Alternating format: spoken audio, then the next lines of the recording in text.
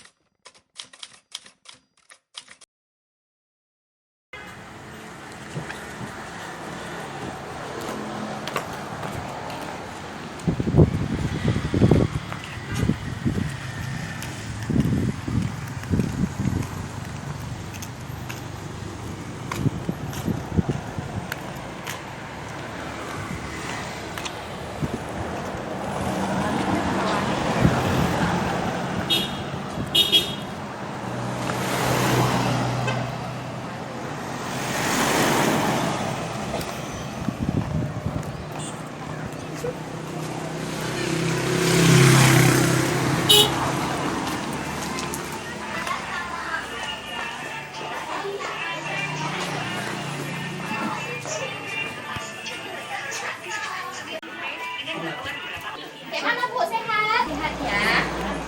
Ya, kami kan dari puskesmas. Saya sebagai dokter puskesmas. Ini kan kita mau mendeteksi dini bagian apa untuk melihat pasien yang mengalami gangguan, gitu ya. Jadi ini saya mau nanya, ada bapak di rumah? Anak ibu yang pertama? Ada ya? Boleh saya jumpa, boleh saya ketemu sama bapak? Ya, ya, bapak sakit? Nggak sakit. Jadi di mana bapak? Di kamar? Tidur ya? Istirahat. Oh, capean. Ya. Kerja? Oh, masuk angin. Jadi kan di sini kan saya ada laporan dari Pak Dato. Kalau anak ibu yang pertama kan ada kayak stres gitu Bu. Ada. Oh, gitu. Kalau misalnya memang saya mau jumpa sama bapak boleh? Saya mau ngobrol-ngobrol aja. Iya. Nggak ada bapak. Ya. Nanti kalau misalnya bapak pulang bisa dikabarin saya lagi. Nanti saya ke rumah. Ya. Ya.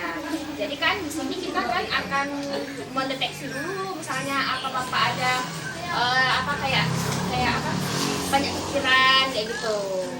Nanti kita bisa kasih obat di puskesmas kayak gitu. Jadi saya mau jumpa bapak dulu ya. Nanti kalau misalnya memang bapak udah pulang ke rumah ya. Kan saya mau nanya tentang keluhan yang dialami sama anak ibu yang pertama ya, Bapak Bentu namanya ya. Apakah anak ibu ini sering menderita sakit kepala sama ini? Sering ya? Ada ya? Sering. Agak kuat sakit kepalanya? Emang sering-sering di rumah ya. Makannya gimana? Mau makan apa enggak? Sering nggak mau makan. Nafsu makannya nggak kayak biasa ya. Iya. Iya juga. Betul. Apakah dia tidur? Emang susah tidur, malamnya sering begadang sedikit ya? Oke. Apakah dia kayak ketakutan kayak gitu? Iya. Apakah dia merasa tegang, cemas atau khawatir?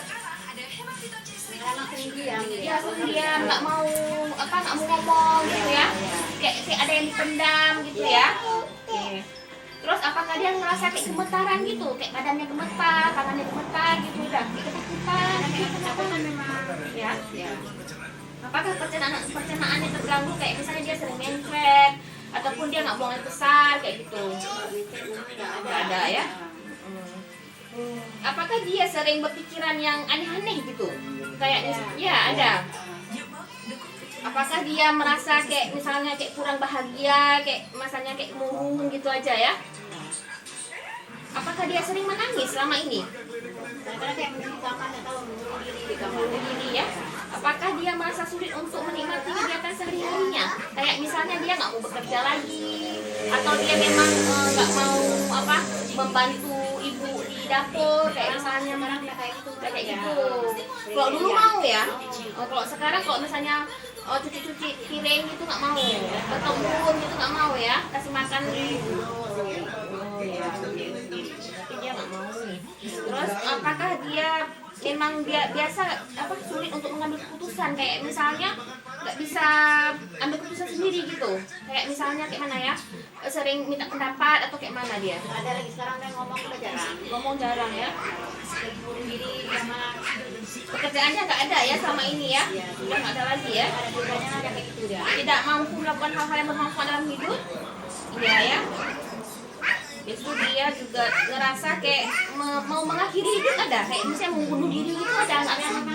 Biasa dia mainnya di mana, di ke jalan-jalan gitu ya. Jangan balik jalan aja.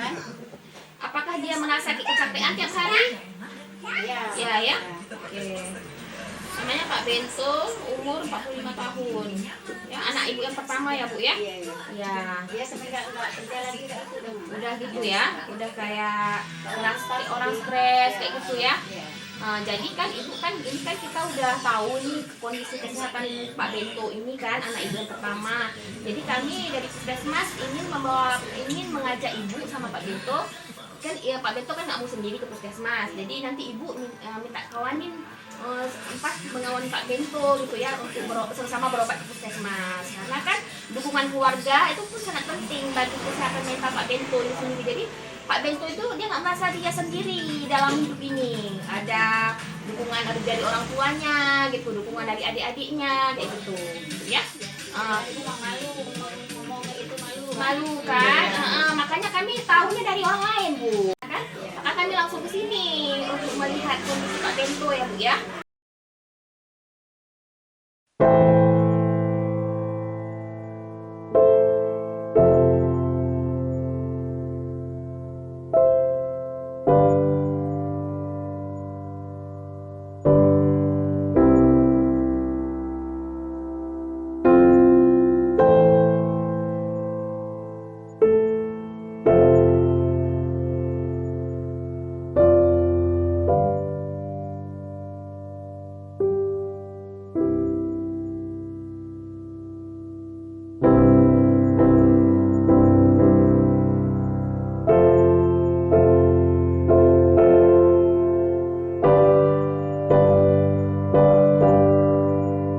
Atas nama Pak Bento ya.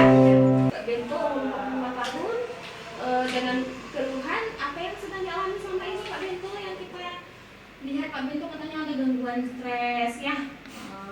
Bisa Pak Bento cerita berikan untuk Pak Bento, jadi nanti ibu bisa bisa tebus ke apotek dan bisa diberikan obat sesuai dengan gejala yang dialami Pak Bento. Jadi kan nanti di rumah ibu harus mengatur jadwal minum obat Pak Bento ini kayak gitu ya. Jadi nanti obatnya itu ditaruh di atas meja biar enak dilihat gitu. Nanti kan nggak lupa-lupa kan.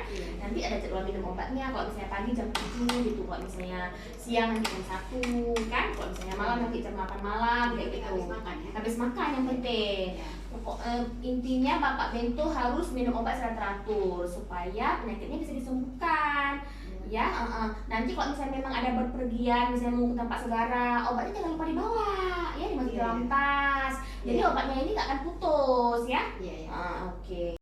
Sudah menemani saya Puskesmas, obat saya rasanya udah nyaman karena ibu sudah menemani saya untuk mengambil obat. Terima kasih ya Bu.